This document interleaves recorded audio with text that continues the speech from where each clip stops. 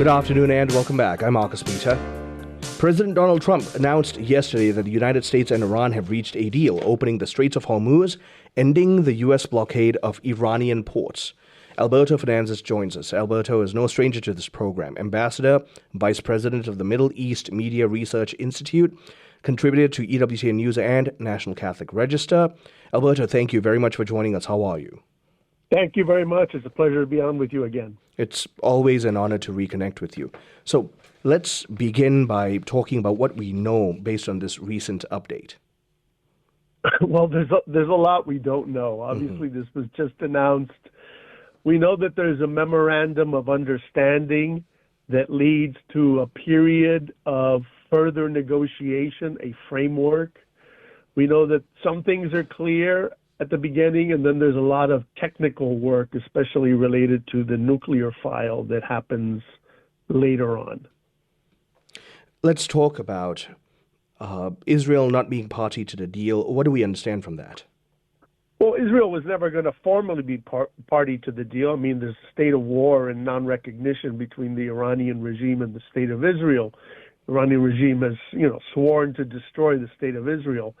But the point of contention with Israel becomes mostly over Lebanon, right? There is supposed to be a cessation of hostilities, a ceasefire in Lebanon.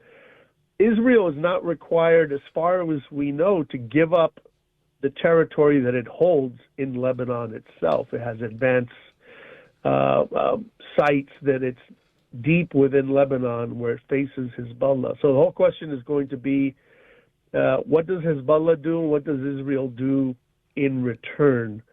That's something that could unravel very rapidly at any moment. The first thing that's coming to the minds of all of our listeners is, will this affect gas prices globally, but especially in the United States? Oh, I think definitely gas prices will go down. I don't think there's any doubt about that. I think the Trump administration made that kind of their upfront thing, is the opening of the Strait of Hormuz, free passage, so all the ships with oil and gas there and new ships leaving with oil and gas should be able, within the next, I'd say, couple of weeks, be moving relatively easily, including a lot of course, Iranian ships with oil that have been blocked by the U.S. Navy. So that part will probably happen. How much it goes down, how quickly, how it varies from place to place, that's another question. How soon can we expect the blockades to be removed? Well, the way it sounds is it's not going to be obviously before this Friday when it's actually signed, but it seems like it will happen sometime after this Friday. There's also a question of mines that still may be in the Strait of Hormuz in the Gulf, where our allies, several European countries, have offered to help in the mine sweeping. So I'd say all of this is probably going to go down probably in the next couple of weeks, starting Friday, assuming that doesn't blow up somewhere. One of the other concerns thus far about this conflict has been the sheer toll on life. Is there anything we know from that? Well, I mean, obviously the largest loss of life has been within Iran. The Iranian regime figures and soldiers and revolutionary guards. There have been some civilians killed in the Gulf by the Iranian regime. There's also been several thousand people, a lot of them Hezbollah fighters, killed in Lebanon. And sadly, about a dozen Lebanese Christians, caught in the fire between Hezbollah and Israel.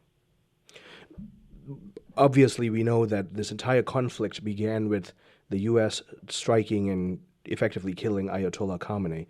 What do we know about Iranian leadership and the political future of the region? Well, that's one of the more fascinating elements which has come out. There's clearly a new leadership. So many of them were removed either last year in the brief war then or this time. So there's a new regime leadership. Some say that they are younger and more radical, but there also seem to be fissures that have burst out into the open where they're openly criticizing each other and accusing each other of being too soft and too hard. So there's been a lot of pushback within the regime among people who are, you could say, the extreme hardliners. It's not moderate versus hardliners. It's hardliners versus more hardliners occurring in Iran. And this is happening in the public space, in social media. So it's a very interesting phenomenon. I don't think we've seen so much before. It's very clear to everyone now in terms of public knowledge that Iran does in fact have a stockpile of highly enriched uranium. What does this deal tell us about their nuclear program, present and future? Well, obviously that is the heart of the problem, and those unfortunately are the things which are less clear or least clear in this framework negotiating process, MOU. A lot of the harder things are left for later. It does seem that the Americans, they say, have gained, that the Iranian regime agreed to downblend, in other words, weaken the enriched uranium they have, that there will be some kind of mechanism to monitor that and to make sure that that happens, and international monitoring.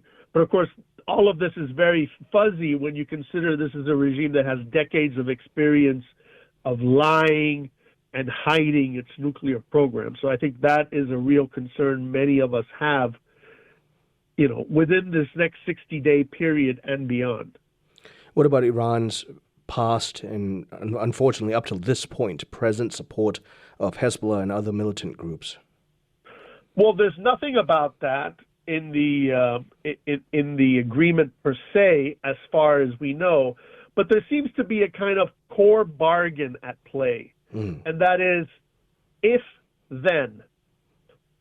Iran goes along with verification, goes along with curbing its nuclear activity, and somehow reduces support for destabilizing regional conflicts, then Iran gets sanctions relief, gets access to the global economy, and could even get, tens of billions of dollars in reconstruction money. So it's kind of a carrot-stick approach with a lot of carrot. The details of this are not at all clear, but certainly the promises are there to help Iran if the regime fulfills certain future benchmarks. Will we at least see some kind of a ceasefire or, pullback or peace in Lebanon? Well, there's a ceasefire now as a result of this, but of course, as I said earlier, we don't know if it will hold the moment there is a Hezbollah rocket fired and an Israeli response. You have two elements there that could lead to conflict. And of course, Hezbollah these days is very, very, very strongly controlled by Iran. It's not a rogue player or an individual player. After the death of Hassan Nasrallah, it really is a tool of the Iranian regime. Did Pope Leo's continued call for peace and for dialogue have any impact on this final outcome? Well, I think he was wise in his vision of it, that there needed to be peace, that peace needed to be given a chance. It seems that President Trump, many people called on him to escalate, and he did not decide to do that. We see many people criticizing him, so he's getting criticized from both sides. People who think he did too much or not enough. But basically, it does seem like the president, willingly or not, is heeding the call of giving peace a chance. Thank you so much, Alberto, as usual, for lending your wisdom and insight into this regional conflict. Thank you.